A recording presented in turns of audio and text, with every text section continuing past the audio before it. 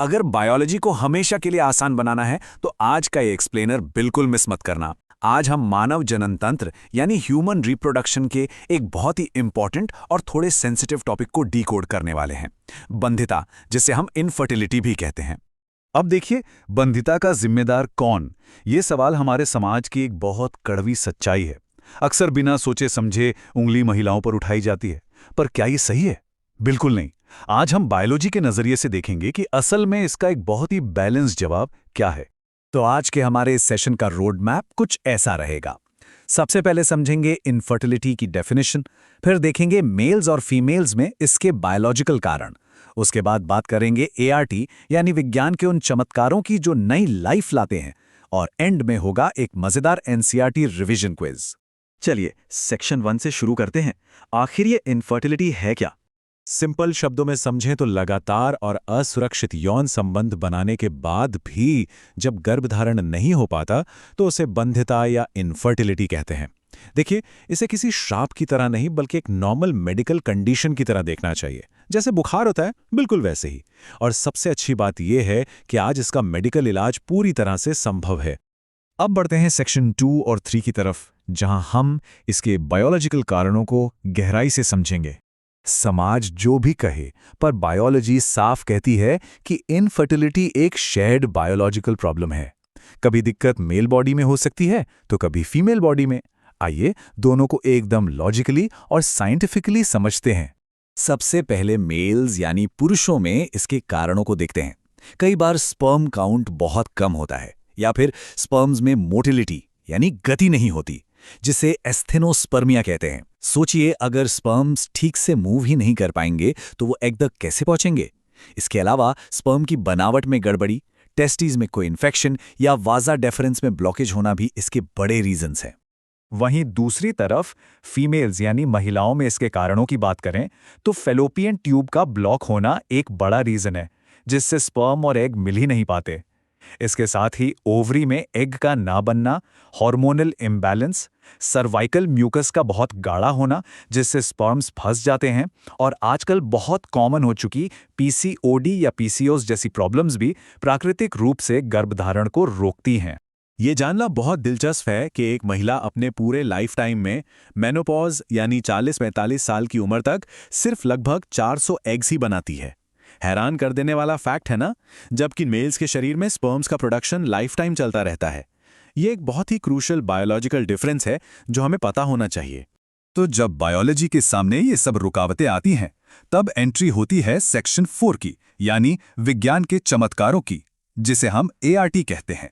ART का सबसे famous नाम है आईवीएफ यानी इन विट्रो फर्टिलाइजेशन, जिसे आम भाषा में टेस्ट ट्यूब बेबी भी कहा जाता है। इसमें होता क्या है कि मेल के शरीर से स्पर्म और फीमेल से एग लेकर लैब के अंदर बिल्कुल मां के गर्भ जैसा एनवायरनमेंट बनाकर उन्हें फर्टिलाइज कराया जाता है। जब नेचुरल तरीके से फर्टिलाइजेशन नहीं हो पाता, तब ये तकनीक एक बहुत बड़ी उम्मीद बन जाती है।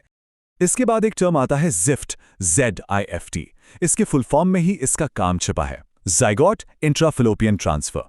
जब लैब में स्पर्म और एग मिलकर ज़ाइगोट बनाते हैं और वो 16 से 32 सेल्स वाली मोरुला स्टेज में आ जाता है, तब उसे सीधे फीमेल की फैलोपियन ट्यूब में ट्रांसफर कर दिया जाता है, ताकि आगे का सफर नेचुरली पूरा हो सके। अब इस तकनीक को समझिए। गिफ्ट इमेजिन करिए, एग्जाम में किसी स्टूडेंट का पेन खत्म हो जाए तो वो क्या करेगा? किसी दोस्त से मांगेगा, राइट? बिल्कुल वैसे ही अगर किसी फीमेल के शरीर में एग प्रोड्यूस नहीं हो रहा है तो किसी डोनर फीमेल से एग यानी गैमीट लिया जा सकता है। उस डोनर एग को सीधे फैलोपियन ट्यूब में डाल दिया जाता है। इसे ही गैमीट इंट्राफैलोपियन ट्रांसफर कहते हैं। नेक्स्ट है IUT यानी इंट्रा यूटेराइन ट्रांसफर। मान लीजिए लैब में बन रहा ज़ाइगोट फैलोपियन ट्यूब वाली स्टेज से आगे निकल गया है, मतलब उसमें 32 से ज्यादा सेल्स बन गए हैं। तो अब उसे ट्यूब में नहीं बल्कि सीधे यूट्रस यानी गर्भाशय में ट्रांसफर किया जाएगा, ताकि वो वहां जुड़कर पूरे 9 महीने तक डेवलप हो सके। और तब क्या होता है जब किसी मेल का स्पर्म काउंट बहुत ही कम हो? ऐसे में AI यानी आर्टिफिशियल इंसेमिनेशन तकनीक यूज की जाती है। इसमें इंजेक्शन की मदद से सीमेन को सीधे फीमेल की बॉडी में आर्टिफिशियली पहुंचा दिया जाता है। इससे मेल गैमेट्स सीधा अपनी सही जगह पर पहुंच जाते हैं।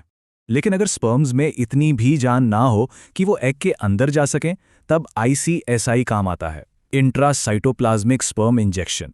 ये इतनी सटीक और पावरफुल तकनीक है कि इसमें माइक्रो इंजेक्शन के थ्रू सिर्फ एक हेल्दी स्पर्म को डायरेक्ट एग के बिल्कुल अंदर इंजेक्ट कर दिया जाता है। एग्जाम के लिए ये डिफरेंस याद रखना बहुत जरूरी है। जिफ्ट में एक फर्टिलाइज्ड जाइगोट फैलोपियन ट्यूब में जाता है, GIFT में एक अनफर्टिलाइज्ड गैमीट ट्यूब में जाता है, और IUT में एक डेवलप्ड एम्ब्रियो सीधे यूट्रस में जाता है। इन तीनों का लॉजिक एकदम क्लियर रखना चाहिए। अब एक इमोशनल और बहुत ही ब्यूटीफुल बायोलॉजिकल प्रोसेस समझते हैं। फीमेल का यूट्रस हर महीने एक नए मेहमान के लिए ब्लड की एक फ्रेश लेयर तैयार करता है, जिसे एंडोमेट्रियम कहते हैं। ये बिल्कुल वैसा है जैसे घर में किसी गेस्ट के आने पर नई बेडशीट बिछाई जाती है। अगर बच्चा आ गया तो वो वहीं ग्रो करेगा, और अगर नहीं आया तो ये लेयर टूटकर पीरियड्स के रूप में बाहर आ जाती है। चलिए अब आते हैं सेक्शन 5 पर, यानी हमारा NCERT रिवीजन और एक रैपिड फायर क्विज। आइए इन सारे एक्रोनिम्स को एक साथ दिमाग में लॉक करते हैं। IVF मतलब इन विट्रो फर्टिलाइजेशन, जिफ्ट यानी जाइगोट इंट्राफैलोपियन ट्रांसफर, GIFT है गैमेट इंट्राफैलोपियन ट्रांसफर, IUT यानी इंट्रा यूटराइन ट्रांसफर, और AI मतलब आर्टिफिशियल इंसेमिनेशन। एग्जाम्स में ये टर्म्स गेम चेंजर साबित होते हैं। और अब है रैपिड फायर सवाल। जल्दी से सोचिए, वो कौन सी तकनीक है जिसमें एक अनफर्टिलाइज्ड डोनर एग को फीमेल की बॉडी में ट्रांसफर किया जाता है? बिल्कुल सही गेस किया। इसका जवाब है गिफ्ट, यानी गैमीट इंट्राफैलोपियन ट्रांसफर। जाइगोट और गैमीट का ये डिफरेंस अगर याद है तो एग्जाम में अच्छे मार्क्स पक्के हैं। बहुत बढ़िया। तो जाने से पहले बस एक सवाल छोड़कर जा रहा हूं। जब साइंस इनफर्टिलिटी की हर रुकावट को पार कर सकता है, तो क्या अब वक्त नहीं आ गया कि हमारा समाज भी झूठे इल्जामों और स्टिग्मा की रुकावटों को पार करें? बायोलॉजी सिर्फ एग्जाम पास करने के लिए नहीं है, ये एक बेहतर समाज बनाने के लिए भी है। इसी थॉट के साथ आज का ये एक्सप्लेनर यहीं खत्म करते हैं। सीखते रहिए और विज्ञान के इस ज्ञान को आगे फैलाते रहिए।